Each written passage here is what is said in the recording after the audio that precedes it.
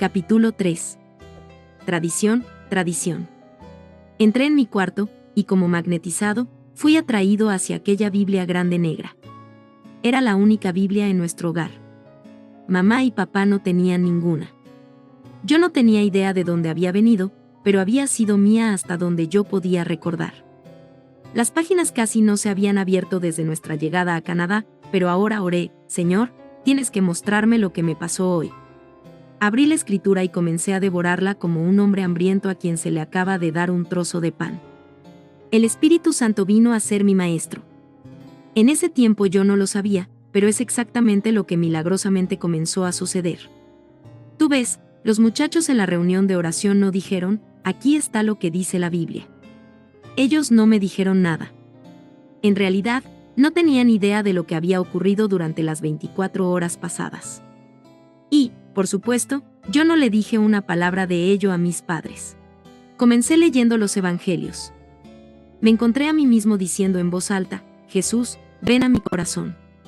Por favor, Señor Jesús, ven a mi corazón. En pasaje tras pasaje de las Escrituras veía el plan de salvación que se abría. Era como si nunca antes hubiera leído la Biblia. Oh, amigo, esta era viva. Las palabras fluían del manantial, y bebí libremente de ella. Finalmente, a las 3 o 4 de la mañana, con una paz suave que nunca antes había conocido, me quedé dormido. Perteneciendo. El día siguiente en la escuela yo busqué a aquellos fanáticos, y les dije: oigan, me gustaría que me llevaran a la iglesia de ustedes. Ellos me hablaron de una fraternidad semanal a la que asistían y me ofrecieron llevarme, 2 días más tarde. Aquel jueves en la noche me encontré en las catacumbas. Así ellos la llamaban. El servicio era igual que la reunión de oración de aquella mañana en el colegio, la gente levantaban las manos, adorando al Señor. En esta ocasión me uní a ellos. Jehová Jireh, mi proveedor, su gracia es suficiente para mí, cantaron una y otra vez. Me gustó aquella canción desde el primer momento que la oí, y me gustaba aún más cuando supe que fue escrita por la esposa del pastor, Merla Watson. Su esposo era el pastor de este rebaño tan extraordinario. Las catacumbas no era una iglesia típica. La gente que asistía era una multitud de cristianos exuberantes que se reunían todos los jueves por la noche en la Catedral de San Pablo, una iglesia anglicana en el centro de Toronto. Estos eran días del movimiento de Jesús, cuando los llamados hippies se estaban salvando más rápido de que lo que les llevaba a cortarse el pelo. Imagínate, yo tampoco había visto una silla de barbero en largo tiempo. Miré alrededor.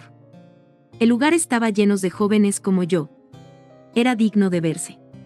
Saltaban para arriba y para abajo, danzando y cantando alegres al Señor. Era difícil para mí creer que un lugar como aquel existiera en verdad. Pero de alguna manera, desde aquella primera noche, yo sentí que pertenecía a aquel grupo. Sube allá. Al concluir la reunión, Merv Watson dijo: quiero que todos ustedes, los que desean hacer una confesión pública de sus pecados, pasen al frente. Vamos a orar con ustedes mientras le dicen a Cristo que venga a su corazón. Yo comencé a estremecerme y a temblar. Pero pensé: yo no tengo que ir allá, porque ya estoy salvo. Sabía que el Señor se había hecho cargo de mi vida a las 8:05 del lunes en la mañana. Y ese día era jueves. En unos segundos me encontré caminando hacia el frente por el pasillo tan rápido como pude. No sabía del todo por qué lo hacía. Pero algo dentro de mí me estaba diciendo: sube allá.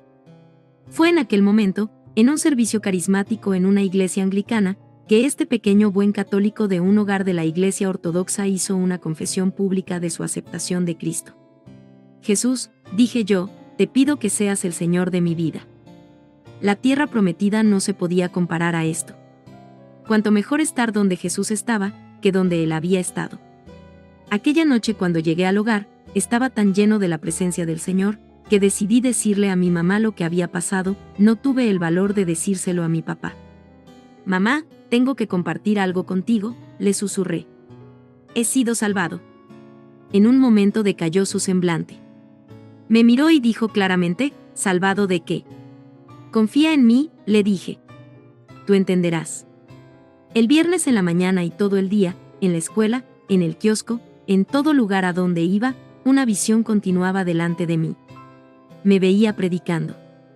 Era increíble, pero no la podía dejar. Veía las multitudes. Y allí estaba yo, con un traje, mi cabello bien arreglado y limpio, predicando con vehemencia. Aquel día encontré a Bob, mi amigo raro, que una vez había cubierto las paredes del kiosco con versículos de la Escritura. Yo le conté solo un poco de lo que había pasado esa semana. Y le dije que aún me veía predicando. Bob, le dije, todo el día ha sido así. No puedo sacar de la mente la visión de verme predicando a grandes multitudes al aire libre, en estadios, en iglesias, en salas de conciertos. Comenzando a tartamudear, le dije, veo gente, hasta donde pueden llegar mis ojos. Estaré perdiendo la razón. ¿Qué tú crees que quiere decir esto? Puede ser solo una cosa, me dijo él. Dios te está preparando para un gran ministerio. Yo creo que es maravilloso. Echado fuera. Yo no recibí ese mismo estímulo en el hogar. Por supuesto, no les podía decir lo que, en realidad, el Señor estaba haciendo. La situación era terrible. Humillación y vergüenza, toda mi familia comenzó a molestarme y a ridiculizarme. Era horrible. Lo esperaba de mi padre, pero no de mi madre. Cuando yo estaba creciendo, ella había mostrado tanto afecto. También mis hermanos y hermanas. Pero ahora me trataban con menosprecio, como un intruso, que no pertenecía a la familia. Tradición. Tradición. Dice una canción. Si un oriental rompe la tradición, ha cometido un pecado imperdonable. Dudo que en el oeste entiendan jamás la seriedad de eso. Él trae humillación sobre la familia. Y eso no se puede perdonar. Mi familia me dijo, Benny, tú estás arruinando el nombre de nuestra familia. Me rogaron que no deshonrara su reputación. Mi padre había sido alcalde y me lo recordaba. El nombre de la familia estaba en juego. Por favor entiéndanme cuando digo esto, pero los ortodoxos griegos, y gente de la Iglesia alta del Oriente son tal vez la gente más difícil de traer a un cristianismo personal. Cuando yo me convertí en un cristiano nacido de nuevo, eso fue en realidad una vergüenza para ellos. ¿Por qué? Porque creen que son los cristianos verdaderos, y que tienen los documentos históricos para probarlo. Ellos han sido cristianos por más tiempo que ningún otro pueblo. Pero aquí está el problema, yo he sido criado con él, su fe es larga en forma ritual y dogma, pero corta en la unción de Dios. Falta el poder. Y como resultado, prácticamente no comprenden el significado de oír del Señor o ser guiado por el Espíritu. Llegó a ser obvio que si yo iba a permanecer en el hogar, tendría que cerrar la puerta a conversaciones sobre Cristo. Nada, sin embargo, podía extinguir el fuego de mi nueva fe. Yo era como una ascua encendida que nunca dejaba de arder. Temprano en la mañana mi Biblia estaba abierta. El Espíritu Santo continuaba revelándome la palabra. Pero eso no era suficiente. Cada noche que me podía escapar de la casa, yo estaba en el servicio de la iglesia, fraternidad de jóvenes o reunión de oración. Y los jueves en la noche regresaba a las catacumbas. Nunca podré borrar de mi memoria el día que mencioné a Jesús en mi hogar. Mi padre vino hacia mí y me dio en la cara. Sentí el dolor. No era la roca de Jerusalén ahora. Era un dolor diferente. Pero el dolor que sentía era por mi familia. Yo los amaba tanto y agonizaba por su salvación. En realidad, fue culpa mía. Mi papá me había advertido, tú mencionas el nombre de Jesús otra vez, y desearás no haberlo hecho. Gruñía con odio mientras me amenazaba con echarme fuera de la casa. Yo comencé a hablarle del Señor a mi hermanita, Mary. De alguna manera mi papá se enteró, y su ira se manifestó de nuevo. Me prohibió que jamás le volviera a hablar a ella de cosas espirituales. Tiempo para el psiquiatra. Aún mis hermanos me perseguían. Ellos me ponían todos los nombres bajo el cielo, y algunos debajo de la tierra. Yo seguí así por mucho tiempo. En mi cuarto oraba, Señor, ¿tendrá fin esto? ¿Llegarán ellos algún día a conocerte? Llegó un momento en que no podía hablar con ningún miembro de mi familia. Yo no tenía que buscar la definición de ostracismo, pues lo estaba experimentando. Trajeron a mi abuela desde Israel solo para que me dijera que yo estaba loco. Eres una vergüenza para el nombre de la familia, me dijo ella. ¿No entiendes la vergüenza que estás causando? Mi padre hizo una cita para que yo viera a un psiquiatra. Evidentemente, creyó que yo había perdido la razón. ¿Y cuál fue la conclusión del doctor? Puede ser que su hijo esté pasando por algo. Él saldrá de eso.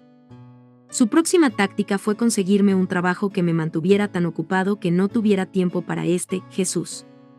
Fue a ver a uno de sus amigos y le dijo: me gustaría que le ofrecieras un trabajo a mi hijo Benny. Papá me llevó a su negocio y esperó en el automóvil mientras yo entraba. El hombre era uno de los seres más rudos, duros, de espíritu perverso que jamás he conocido. Era obvio que yo no podía trabajar para tal persona. Volví al auto de mi padre y le dije: padre, nunca podría tenerlo como mi jefe. En verdad, ese día lo sentí por mi padre. Él estaba en un aprieto. Me dijo: Benny, ¿qué tú quieres que yo haga por ti? Dímelo. Yo haré cualquier cosa que me pidas y por favor dejas Jesús tuyo. Papá, le dije yo, tú me puedes pedir todo lo que quieras, pero yo moriría antes de dejar lo que he encontrado. Era una escena fea. Él cambió de un padre amistoso a un extraño sarcástico. Todo lo que él tenía que ofrecer era otro torrente de odio, otro azotamiento con la lengua. El año siguiente, casi por 2 años, mi padre y yo apenas tuvimos comunicación. En el comedor él no me miraba. Yo era totalmente pasado por alto. Finalmente se hizo insoportable para mí aún sentarme y ver las noticias de la noche junto con mi familia. ¿Qué hacía? Me quedaba en mi cuarto. Pero mirando atrás, puedo ver que el Señor sabía exactamente lo que estaba haciendo. Pasé cientos de horas, miles, a solas con Dios. Mi Biblia siempre estaba abierta. Oraba y estudiaba, adoraba. Me banqueteaba con el maná celestial que necesitaría en los años venideros. Yo tengo que obedecer al Señor. Ir a la iglesia era un problema gigante. Como deseaba yo ir, pero mi padre decía: absolutamente no, una y otra vez. En realidad, esa era prácticamente la única conversación que teníamos, discusiones acerca de la casa del Señor. Los orientales consideran increíble que se desobedezca a los padres. Para este tiempo yo tenía casi 21 años. Y vívidamente, recuerdo la noche en que me atreví a decirle a mi padre: yo te obedeceré en cualquier cosa que tú desees, pero en lo de ir a la iglesia no te obedeceré. Yo tengo que obedecer al Señor. Él se quedó petrificado, como si le hubieran dado un tiro. Y pareció encolerizarse más. Por respeto hice todo lo que pude por ser obediente. Yo le preguntaba: ¿puedo ir a la iglesia esta noche? Él decía no, y yo iba a mi cuarto y oraba: por favor, Señor, por favor cambia su manera de pensar. Entonces yo bajaba las escaleras y le preguntaba otra vez: ¿puedo ir? No, refunfuñaba él. Y yo volvía a subir. Poco a poco, él comenzó a ceder. Los catacumbas alquilaron otro edificio para tener servicios los domingos, y allí estaba yo. Los estudios bíblicos eran los jueves y viernes, y la reunión de jóvenes los sábados por la noche. Estas reuniones llegaron a ser toda mi vida. 2 años después de mi conversión, mi crecimiento espiritual estaba como un cohete moviéndose en órbita. Al final de 1973, Merv y Merla Watson me invitaban a unirme a ellos en la plataforma para ayudarlos a dirigir la alabanza y la adoración. Pero yo no podía hablar en público. Jim Pointer, el pastor lleno del Espíritu, de la Iglesia Metodista Libre, me había visto allí. Y un día paró en el kiosco solo para hablar sobre las cosas del Señor. Ahí fue donde me invitó a ir con él a la reunión de Culmen en Pittsburgh. Mi encuentro personal con el Espíritu Santo después de esa reunión fue asombroso. Pero me llevó algunos días darme cuenta de las dimensiones de la revelación de Dios a mí. Por este tiempo cambié de trabajo. Acepté una posición de oficinista en la Junta del Colegio Católico en Toronto. Estoy seguro de que ellos a veces tenían interrogantes acerca de mí. Yo tenía una sonrisa en mi rostro solo de pensar acerca de lo que Dios estaba haciendo en mi vida. Tan pronto como terminaba mi trabajo, me iba a la casa y subía rápidamente las escaleras que conducían a mi cuarto y comenzaba a hablar con él. Oh, Espíritu Santo, estoy tan contento de regresar aquí a solas contigo.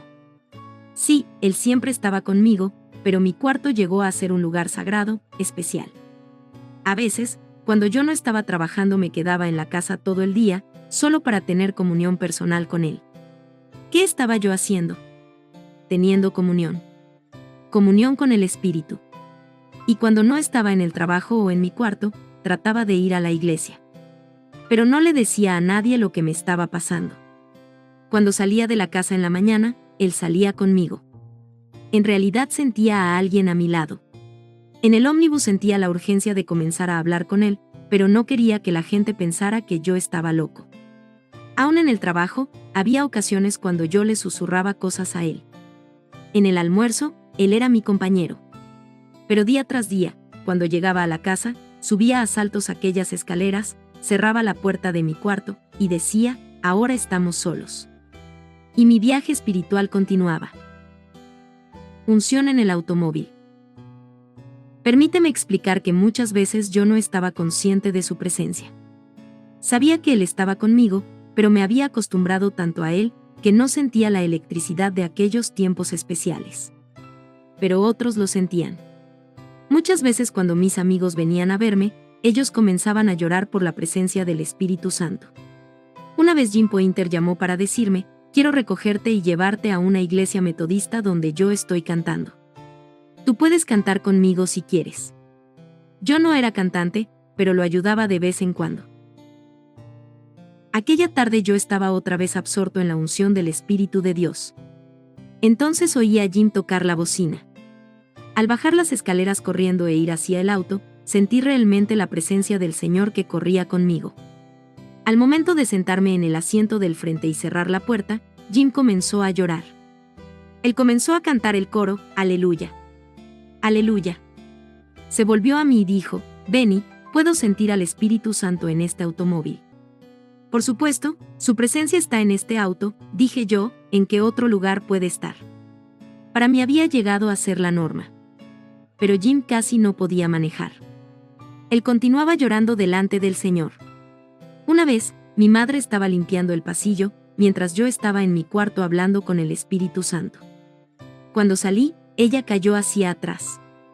Algo la había empujado contra la pared. Yo dije, ¿qué te pasa, mamá? Ella respondió, no sé. Bueno, la presencia del Señor por poco la tira al piso.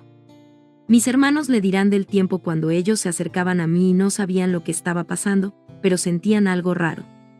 Al pasar el tiempo perdí el deseo de salir con los jóvenes de la iglesia para divertirnos. Por ciento solo deseaba estar con el Señor. Muy a menudo yo decía, Señor, prefiero tener esto que cualquier cosa que el mundo pueda ofrecer. Ellos podían tener sus juegos, su entretenimiento, su balompié, yo no lo necesitaba. Lo que yo quiero es lo que tengo ahora mismo, le dije al Señor. Cualquier cosa que esto sea, yo no lo dejaré ir. Comencé a entender mejor el deseo del apóstol Pablo por la comunión del Espíritu Santo. Henry, Mary, Sammy y Willie. Ahora aún los miembros de mi familia estaban haciendo preguntas. El Espíritu del Señor permeaba nuestro hogar en tal forma que mis hermanos y hermanas comenzaron a sentir hambre espiritual. Uno por uno, venían a mí y comenzaban a hacer preguntas. Decían, Benny, yo te he estado observando. ¿Este Jesús es real? No es cierto. Mi hermana Mary le dio su corazón al Señor. Y dentro de los próximos meses mi hermanito Sammy se salvó. Luego vino Willie. Todo lo que yo podía hacer era gritar, aleluya. Estaba sucediendo, y todavía yo no había comenzado a predicar. Para este tiempo mi padre estaba casi a punto de ingresar en un manicomio. ¿Estaba él perdiendo toda su familia para este Jesús? Él no sabía cómo manejar la situación. Pero yo no tenía duda de que mi mamá y mi papá podían ver la transformación que ya se había efectuado en dos de mis hermanos y en Mary. Cuando yo le di mi vida al Señor, tuve unos encuentros maravillosos con Él. Pero eran nada comparados con mi caminar diario con el Espíritu Santo. Ahora el Señor realmente visitaba mi cuarto. La gloria llenaba el lugar. Algunos días pasaba de rodillas adorando al Señor 8, 9 o 10 horas consecutivas. En el año 1974, se desató un fluir interminable del poder de Dios en mi vida. Yo solo decía, buenos días, Espíritu Santo, y todo comenzaba de nuevo. La gloria del Señor se quedaba conmigo. Un día, en abril, yo pensé, tiene que haber una razón para esto. Pregunté, Señor, ¿por qué estás haciendo todo esto por mí? Yo sabía que Dios no le da a la gente paseos espirituales para siempre. Entonces, al comenzar a orar, aquí está lo que Dios me reveló. Yo vi a alguien de pie frente a mí. Estaba totalmente en llamas, moviéndose sin control, sus pies no estaban tocando el piso.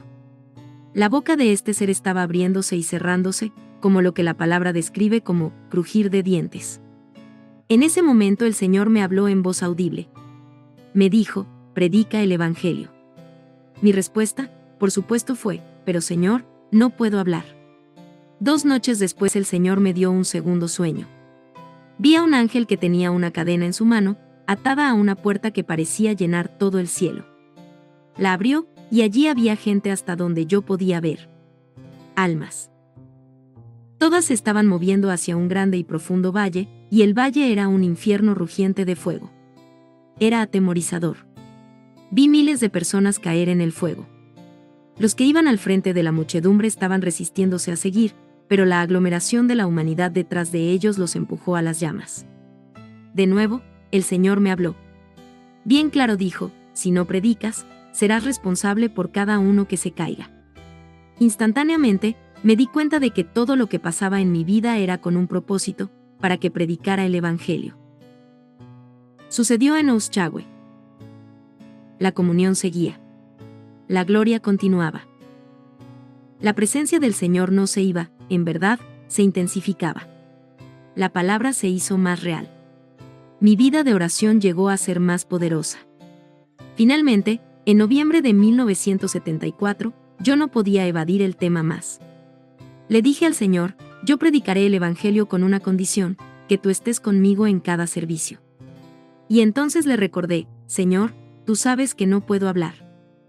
Yo me preocupaba continuamente por mi problema del habla y por el hecho de que yo iba a sentirme avergonzado. Era imposible, sin embargo, borrar de mi mente la imagen del hombre ardiendo, y la voz del Señor cuando dijo, si no predicas, por todo el que caiga tú serás responsable. Yo pensé, tengo que comenzar a predicar. Pero, ¿dar algunos tratados no será suficiente? Luego, una tarde, la primera semana de diciembre, yo estaba visitando el hogar de Stan y Shirley Phillips en Oshagwe, como a 30 millas al este de Toronto. ¿Puedo decirles algo?, pregunté.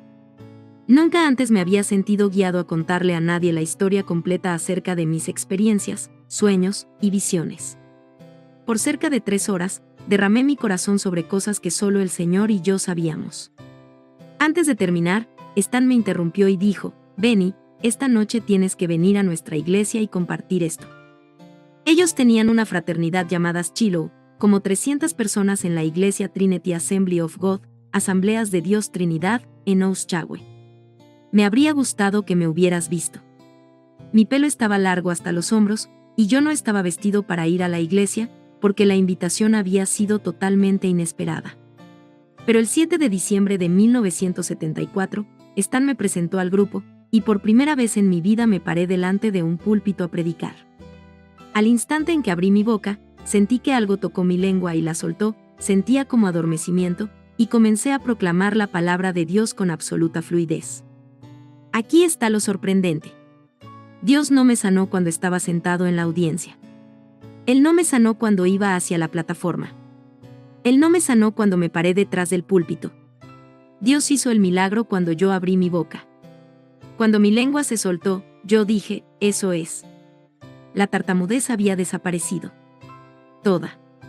Y nunca más ha vuelto. Mis padres no sabían que yo había sido sanado porque teníamos muy poca comunicación en la casa.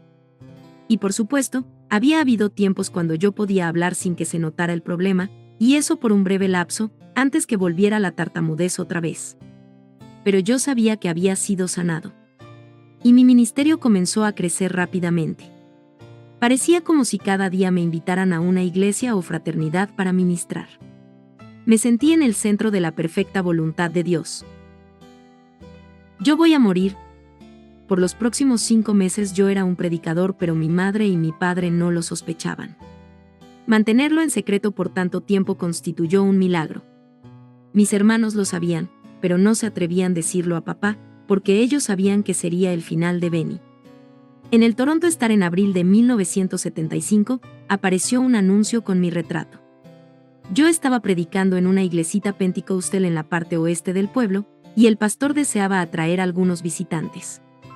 Dio resultado. Costandi y Clemens vieron el anuncio. Yo estaba sentado en la plataforma aquel domingo en la noche. Durante el servicio de alabanza miré, y apenas podía creer lo que veía. Allí estaban mi madre y mi padre, y eran llevados a sus asientos por un ujier, a solo unas cuantas filas frente a la plataforma. Yo pensé, esto es lo que faltaba. Voy a morir. Mi buen amigo Jim Fointer estaba sentado a mi lado en la plataforma. Volviéndome a él le dije, ora, Jim. Ora. Él se sorprendió cuando le dije que mamá y papá estaban allí. 1000 pensamientos pasaron por mi mente, y no era el menor, Señor, yo sabré que estoy realmente sanado si no tartamudeo esta noche. No puedo recordar otra ocasión en que yo estuviera tan nervioso durante un servicio, y la ansiedad siempre me hacía tartamudear. Al comenzar a predicar, el poder de la presencia de Dios comenzó a fluir a través de mí, pero no podía mirar en la dirección donde estaban mis padres, ni siquiera para un vistazo. Todo lo que yo sabía era que mi preocupación acerca de tartamudear era innecesaria. Cuando Dios me sanó, la sanidad fue permanente. Hacia el final del servicio comencé a orar por aquellos que necesitaban sanidad. Oh, el poder de Dios llenó aquel lugar. Mientras la reunión estaba finalizando, mis padres se pararon y salieron por la puerta de atrás. Después del servicio le dije a Jim, tienes que orar. ¿Te das cuenta de que en las próximas horas se decidirá mi destino? Puede que tenga que dormir en tu casa esta noche. Aquella noche manejé alrededor de Toronto sin rumbo fijo. Yo deseaba esperar hasta por lo menos las 2 de la madrugada para llegar a casa.